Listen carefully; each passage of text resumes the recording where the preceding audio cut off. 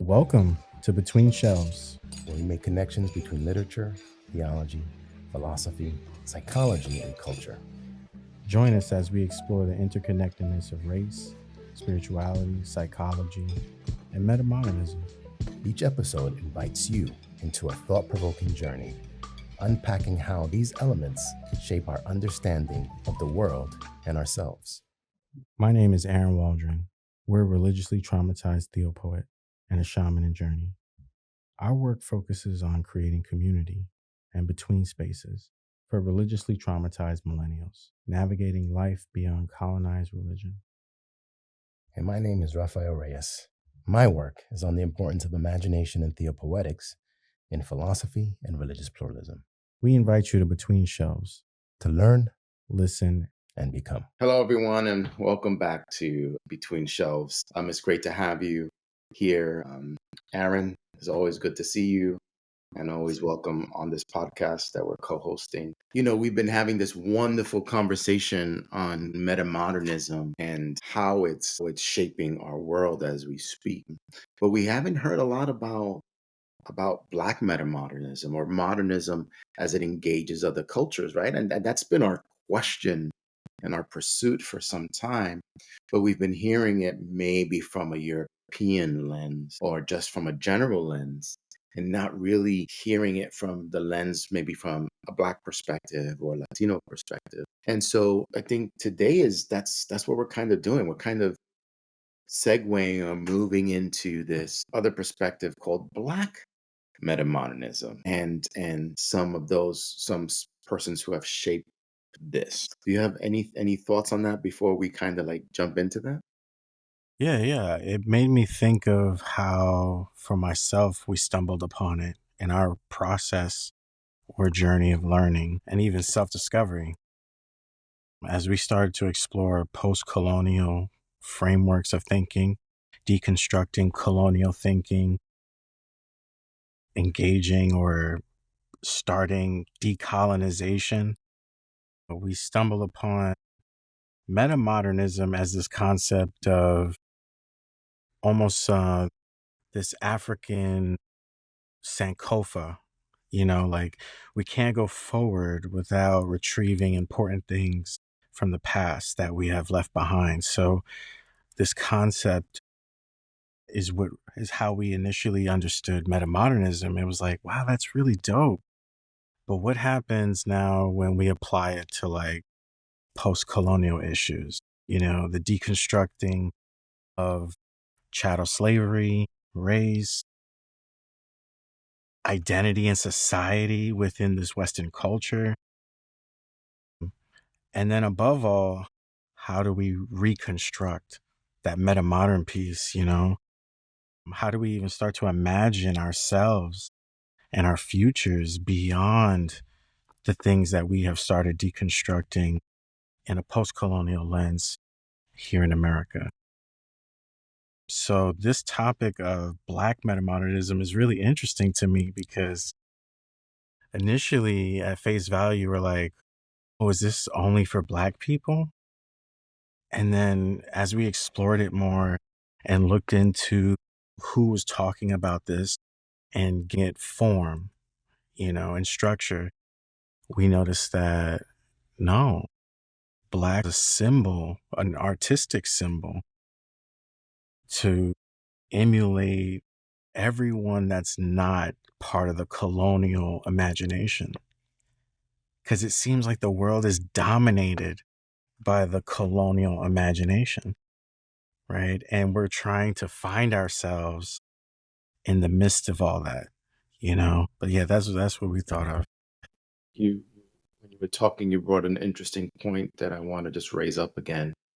When we've been considering metamodernism in general, there seems to be, we realize that there is an issue of race and we have to deal with it. But when we looked at Black metamodernism, it's seeing metamodernism from within to say, yeah, we are the ones receiving those issues. We're the ones in the midst of those issues. And how do we see ourselves and how do we break out of it, right? And you talk about postcolonialism, you mentioned that And postcolonialism is that framework of thinking is of how do we find ourselves beyond colonial thinking. And so it seems to me like this black meta-modernism is how do we understand metamodernism outside of a colonial framework of thinking, which is what I think black meta-modernism does. And I think you also bring another point, this idea of black.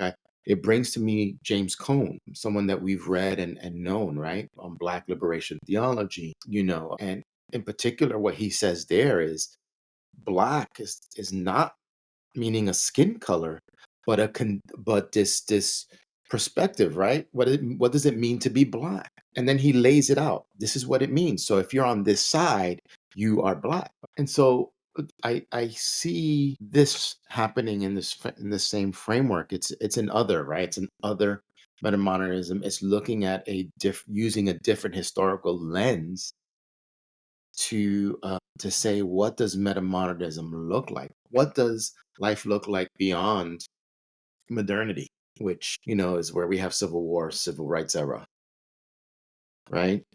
The begin and what does it look like even after postmodernism? Because although postmodernism may have been helpful in establishing an identity, it led to something very interesting called hypermodernity. And this hypermodernity is that super individualism, which is actually opposite from black thinking, right? From a form of black liberation, or even a form from even Latinx thinking. I want to start incorporating that because I think you and I both, from our own Latinx backgrounds, Cuban, Puerto Rican, African, Caribbean heritages, um, this move to hypermodernity is problematic because we're not individualistic. We are heavily community oriented. And our belonging is within community. We can't dance without the congas and the bongos, right? Which automatically means, hey, we have a relationship. I dance with, right? And that as an example of this community piece and the struggles that we face. So when we hear this Black Meta-Modernism, it's looking at a different history, a different historical lens, and then shapes metamodernism or what we're seeing. And so with that, we were talking about this earlier before the podcast. Metamodernism is not a thing that's in place, but a feeling. And I was wondering if you could share a little bit about what you meant by that. Yeah, definitely. That was another intriguing piece for me about the framework of metamodernism, that the underlying foundation was a feeling. It came out of an artistic expression, right? Even from a theological perspective, this would then be a more imaginative relationship versus a logical relationship. We could have logos versus Sophia, masculine versus feminine. And so you see that with metamodernism being something that's built upon a feeling, it's very much human like, right? It's something that humans can get closer to because we are filled with and run by feelings, emotions. We're very emotional beings. So our frameworks should start to include that emotional intelligence, right? In this kind of way where we start to say, wait, we used to be afraid of this. We used to think that this was wrong or not valid. But now as we circle back, we're beginning to learn that we can learn something new, you know? So that's awesome. I want to say that echoes something that we find when we have a discussion on postmodernity and postmodernism, that when this shift from modernity to postmodernity was happening, it starts off as a feeling because in reality, it's sort of like, we know we can't do this anymore. And so what we're seeing are reactions to the outcome of modernity in full force. And what we now do is we're like surfing that wave and feeling out what does it look like? Where do we need to go? And kind of surfing that out. And I'm seeing the same thing here in metamodernity. Metamodernity is what, at least maybe 20 years old, something like that. And yet we're still feeling it out.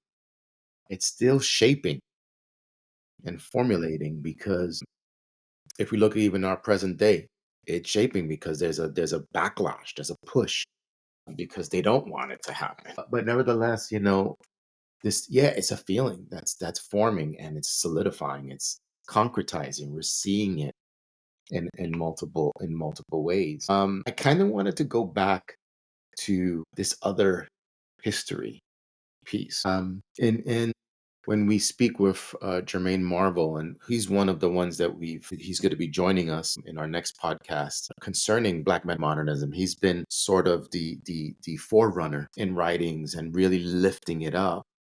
But he brings this really interesting concept of the two cradles, and that there's a northern cradle and a southern cradle, which has a different way of understanding history and frameworks of thinking. And I think what Germaine Marvel does, he goes in the northern cradle, which is what we see in the West, is where we see these notions of scarcity, and logic, right? Efficiency, which leads to what he considers what this move towards AI, which is that ultimate efficiency, these decisions that are made to reduce, so we get best outcomes. And so Black Meta-Modernism actually doesn't come out from that, but chooses the Southern Cradle, which is the more matrilineal places, relationship oriented, um, and more communal in that sense, and leads off from abundance. And I find that fascinating, because then metamodernism that is abundant, right? A cultural framework of thinking that deals with abundance, that allows for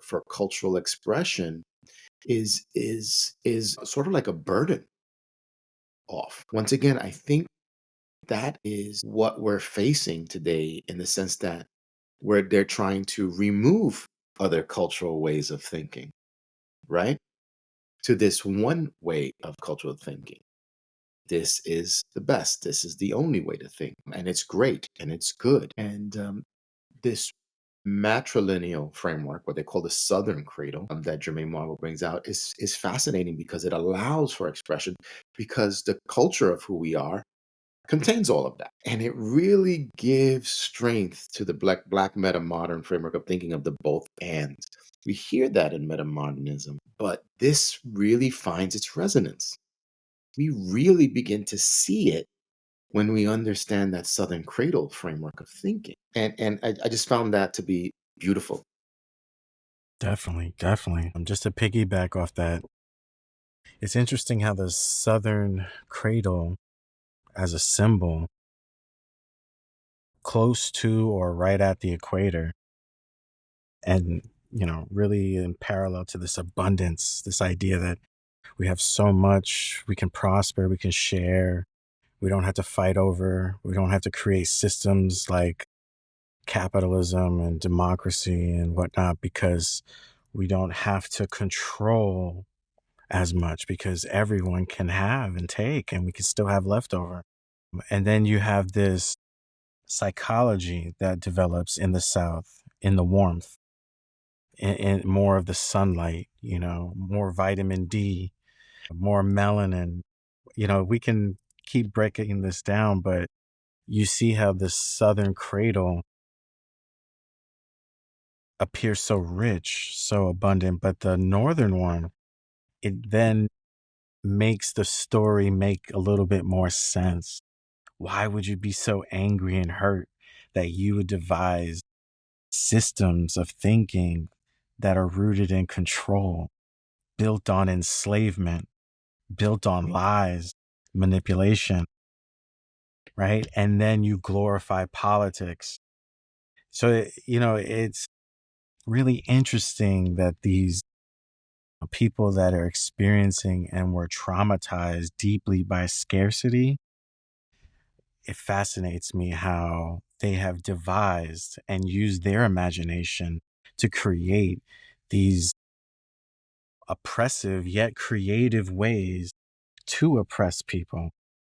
You know what I mean? It's not like right smack in front of our face, but you got to look a little deep to see in between the lines to figure it out. But it's there. And they devised these things years ago. These people are not dumb. You know, we're not dealing with ignorance like that. I think we're dealing with that trauma piece, you know? And I find it fascinating that as color people, it's hard for us to get to that level, you know, because we are still experiencing so much trauma that we're not there to say, I see your hurt more than me. Because right now, most of us can only see, I'm the most hurt. And that's amongst each other, you know? So it is interesting that the cradle theory or mythology helps us see history a little different. It's not as biased. It says, oh, there was two. There was a choice. So, you know, then that makes everything else say, if it was a choice, then everything we have right now is by choice. You know, and that makes everything hella complicated.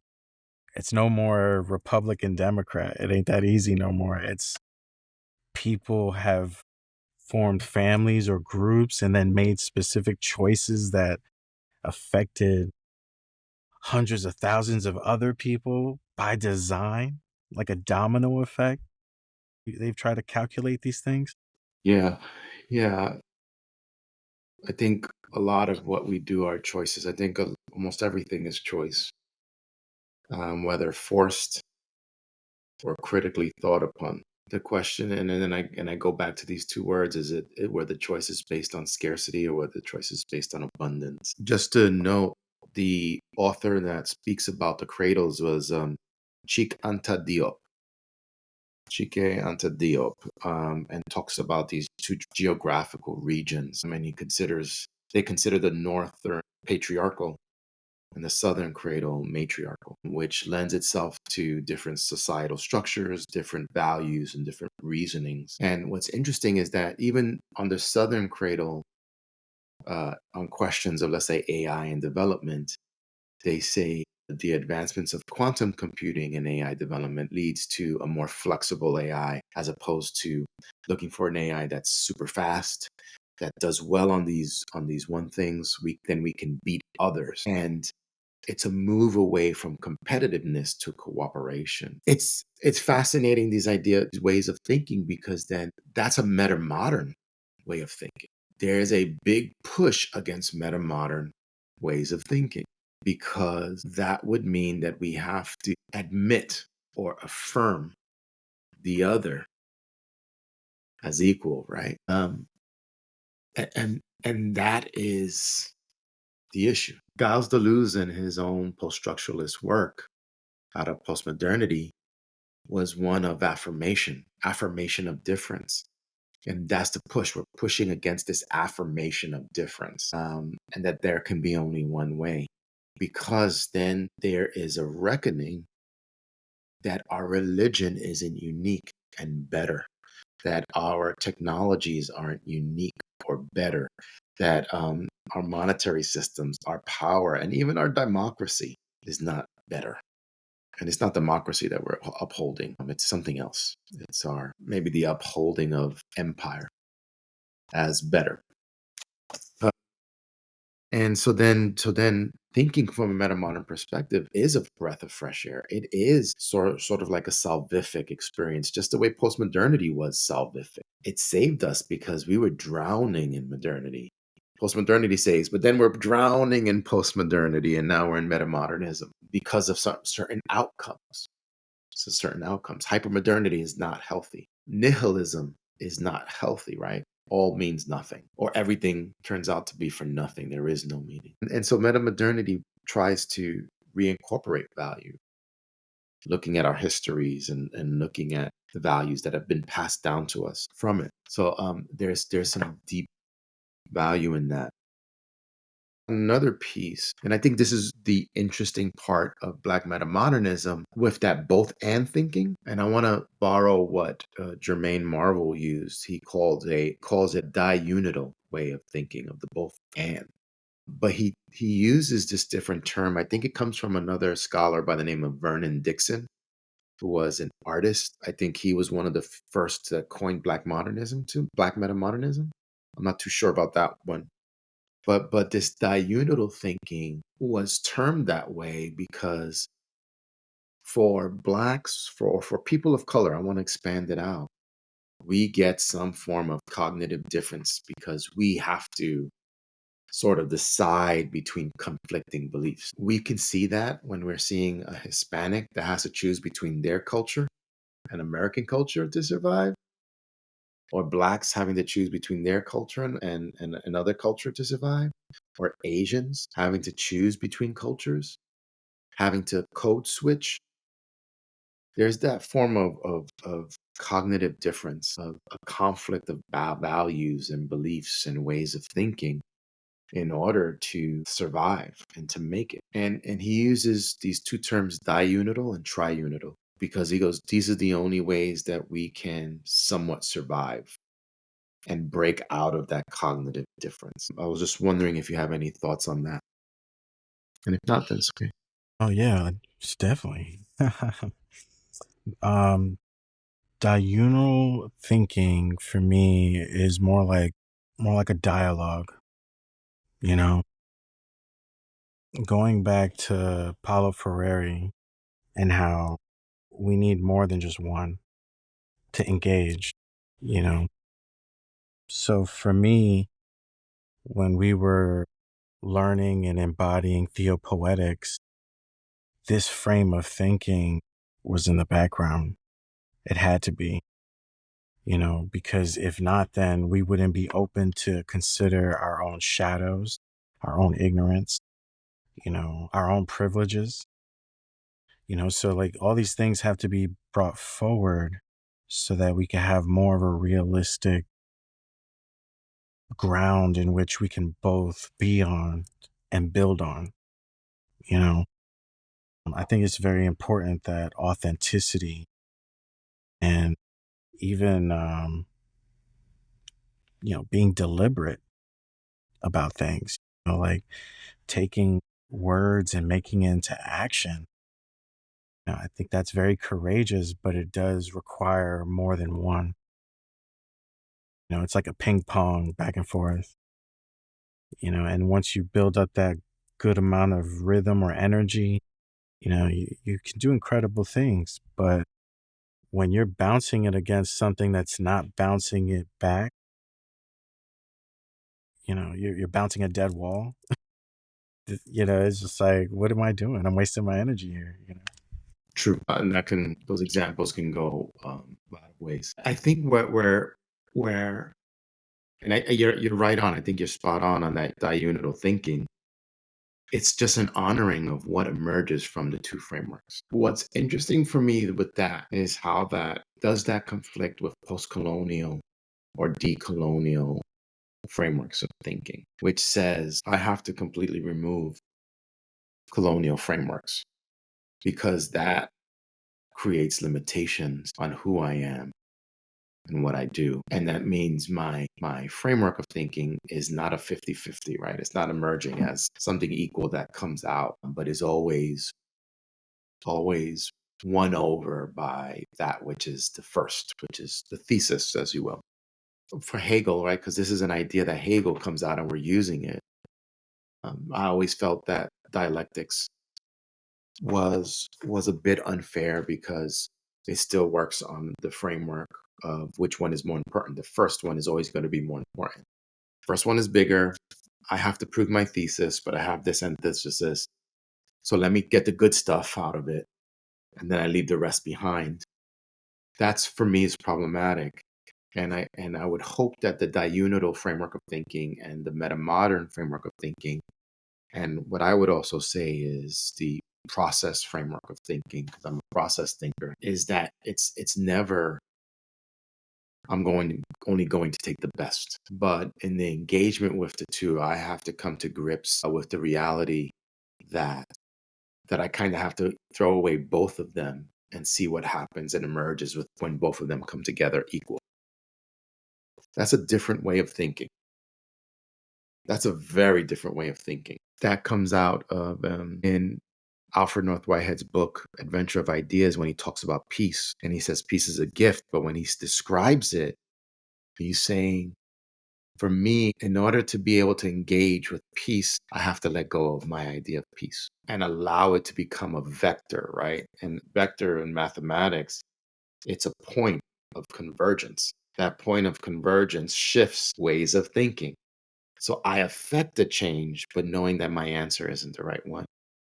Once again, a mind-blowing different way of thinking that challenges the notion of thesis as synthesis, saying that the first one and the second one, I'm only going to grab the best of the second one, so I get this synthesis. It can't be that way. And so my hopes is that in Black Meta-Modern thinking, we don't do that. We don't do what we see in dialectical thinking, but that we are truly honoring these cultural brothers and sisters who can help me shape a better idea, knowing that my idea isn't it, that my view isn't it, but it should somewhat get someone to think and then create a different view that looks at both. That's not easy. That's not efficient. And yeah, that's what I'm going to say on that. That's risky. I like that. That's risky.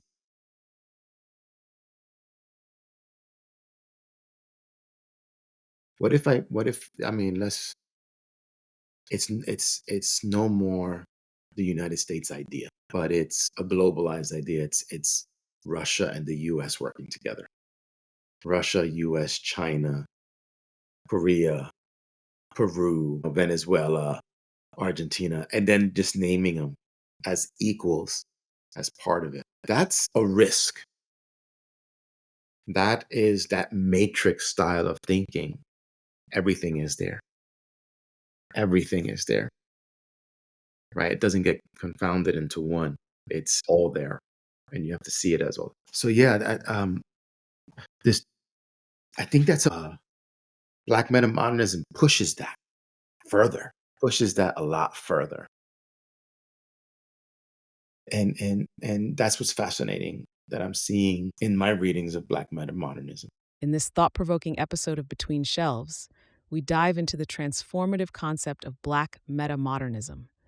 This emerging framework reimagines metamodern thought through the rich, complex lens of Black and other cultural experiences, histories, and narratives. From art to philosophy, culture, and spirituality, we're unpacking how Black metamodernism disrupts outdated frameworks around race, belonging, mess, and self-expression, opening up new pathways for reimagining the future. Whether you're a seeker, a scholar, or just curious about the evolution of identity in our ever-changing world, this dialogue has something for you. Catch the latest dialogue Between Shelves, streaming now on all your favorite podcast platforms. Don't forget to subscribe, share, and leave us a review. Let's explore the in-between together. And now, let's return to our dialogue with Aaron and Raphael as we continue exploring how Black metamodernism reshapes our understanding of identity, creativity, and the ever-evolving journey of becoming in the 21st century. Yeah, it's interesting too. We wrote that small little book called A Strange Fruit, Theopoetics of Slavery in America. This was really before we started exploring Black Metamodernism. But we noticed that when we were learning more about Black Metamodernism, we're like, oh, this book, a particular chapter we wrote called The Colonizer and Me. And it just adds to what we were just talking about, and this idea that I can't get rid of it completely, and in the chapter we were describing in a theopoetic way how when we look for it to look different than us, we see that it's a reflection of us. It's us. Like these ideas have transcended into our identity, and it's our ego, or it could be another aspect of us that's trying to preserve something that it feels is safer or for our betterment, our protection, these very primitive yet powerful notions that are happening in our psyche. And it's crazy how we're looking to look at like, oh, white people, they're the problem, for example. And it's like, no, actually, it's us. We're doing this. We're perpetuating it. We're keeping this thing alive up here, and when we start to realize that and you start wrestling with your frame of thinking, it's very sacred, but it's also very vulnerable, I would say. It's not something you take lightly. That's mind blowing what you said, because, when we're there seems to be a competitiveness when we're looking at frameworks. Let's say, for instance, when we think about futurism, and then we talk about, let's say, Latinx futurism or Black futurism, which then is sort of like a swipe at the other, right? And saying we made a better one. And so it maintains or continues a competitiveness, right? And also this need for survival, which becomes combative. And so what I like, and once again, I want to go back to metamodernism, Black meta-modernism, and I'll also here include something we really haven't talked about, Latinx forms of metamodernism, is that we can use the same terms and it leads to the same failures. And so what we need to do is begin using different terminology that shifts the focus and shifts the argument. And I think that becomes mind blowing, because then it's not a combative response, but here's my stuff, here's your stuff, let's bring it together. And I think that's a fabulous thing that you bring up, and came out of what you just said. There's a need to not use these same terminologies, because then it's I'm pissing on you, so to speak. Yeah, or it could come off as I'm ignoring what you have expressed, and even in my early studies in the MDiv in seminary, when we were learning about the early civil rights movement and, this historical piece that overlaid the race and the theology, learning about Black theology, liberation theology, and it was just like, it's so interesting how they're saying the same things, but somehow they don't collaborate. They don't bridge. Why? And so because of that, even in the academic spaces, this division remains perpetuated, where you have professionals that are like, well, I'm Latinx. Well, I'm Black. Well, I'm Asian. Well, I'm queer. And I'm not saying we should all be one. That's not the answer. But what we are trying to really focus on is, it's awesome that my neighbor is expressing themselves, and we should listen. And then when we express ourselves, we talk in a manner that doesn't put down the other perspective, but says, this exists as well. Yeah, and a great example of that is, Pui-lan is probably one of the major influences in postcolonial theologies. And she did this wonderful critique of Max Mueller, who did sort of like a comparative religions and history of religions piece. And her critique of it, was saying this is very one voiced, right? And this comes out of the Western perspective. And so you never really know fully the voices of others because you never invited them.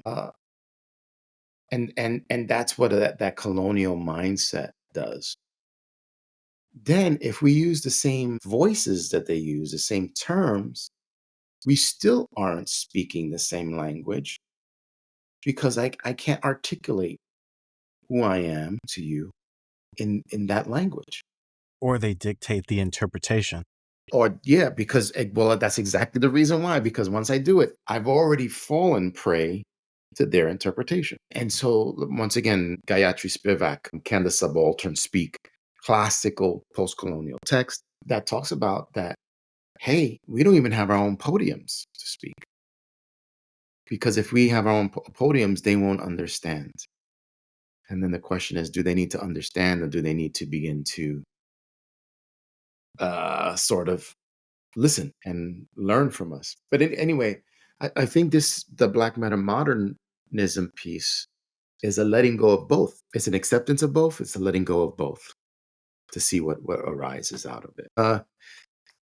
And I think this is what I'm finding intriguing in the work of Black Meta-Modernism, that I would almost argue pushes a little bit more than what we're seeing in metamodernism in general. I think that's been thought out a bit more and allows for at least the invitation for others to chime in. Yeah, we would definitely hear what you're saying. Like, there's definitely more of a Black meta-modernity happening over a meta-modernity. Yeah, like Black modernity has context, culture, language, specificity, historical events, that correlate. But metamodernism as a thinking frame is just a big umbrella. In order to do the action, we should find ourselves in these emergings like Black metamodernism, postcolonial metamodernism, Latinx metamodernism. Like it starts to emerge and populate as an action, a verb. That's when we can add the modernity piece to it, you know? But I always find that interesting how metamodernism is the umbrella. And as we think in our own contexts and our own life experiences, we start to develop the verb, the action. And what does that look like? You know? Yeah. And just as a side note, as we're closing up, it's going to be interesting because from what I'm hearing, what you're saying, when Latinx begins to formulate their own, if they haven't formulated it already, it's not going to say metamodernism. It's going to it's going to say something different. I would almost argue that maybe Black metamodernism won't stay as Black metamodernism, but what Germaine Marvel is kind of alluding to, like Black infinitism, which he's hopefully is going to speak a bit about next time in the podcast. It's something different. It's something different. On a very parallel side note, the film Heretic came out 2024. Did you see it yet? Oh god. But yeah, it is interesting to bring up later on about the topic of religion being open or religions being open and the idea of bridges and collaborating amongst faiths. It's just interesting how we try to imagine all these monotheistic faiths working together.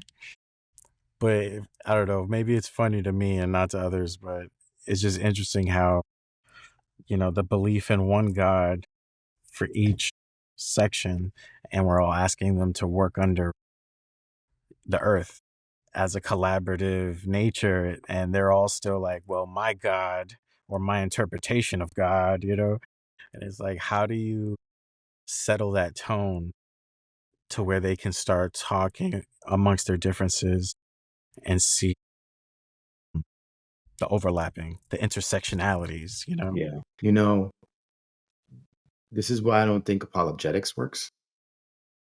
The study of apologetics, or the field of apologetics, still falls under a patriarchal, combative framework of thinking. So, they'll say this person has it wrong, so their logic and their theology is wrong. That's what apologetic tends to boil down to. We see it in atheism theological debates, right? You're wrong because of this, you're wrong because of that. That's why I don't. This hard logic just doesn't win the day. It creates animosity, it creates tension, it creates dissension, it creates war, in my opinion. not to throw myself in there, but I think a lot of the reason why I work in imagination, the author John Salas wrote something in his book, The Force of Imagination, where he says imagination asks us to take everything. Let's say if we just use religion, all the religions, and we put them together in an image, and it's in its most tightest. I mean, they're like probably face to face, neck to neck. They're like this. And then the idea is to hover over it to see what's happening. But he goes, in just an instant, that image breaks. But what's left for us is a glimpse and a possibility of what can happen. That for me is a method that I see Catherine Keller doing and Roland Farber of saying, what happens when we join these aspects of God together? Not that they're wrong, because this is how they see it. Let's piece it together. Let's see what the elephant looks like. That is a better response, because we're not here to say everyone this person's wrong or that person's wrong. It's like, what does the damn elephant look like? What are the values that we uphold? So and it's not a one-to-one. It's gonna look janky, Yeah. but it's there. It's something to work with. Again, it goes back to that northern southern cradle. They're coming from a place of scarcity that they have to prove. You notice that like there's like an overarching pattern among people that are insecure. They feel like they have to prove something, like, and the fact that you have to prove it, maybe something's not there. You're trying to compensate, and everyone trying to prove something, they're looking for outward affirmation. Like when you start to really realize, you know what, I'm smart enough. I no longer have to prove to people that I'm smart. I no longer have to impress them with words or what I'm talking about. Like I'm just myself. So you see that even in the oscillation between the Southern cradle and the Northern cradle. You know, you have a very heavily traumatized experience versus that abundance, loving experience. And it's crazy how we could see this in those little dialogues or those little analytical sections of looking at people and history. And it's like, dang, these patterns are shape shifting, but they're similar, you know?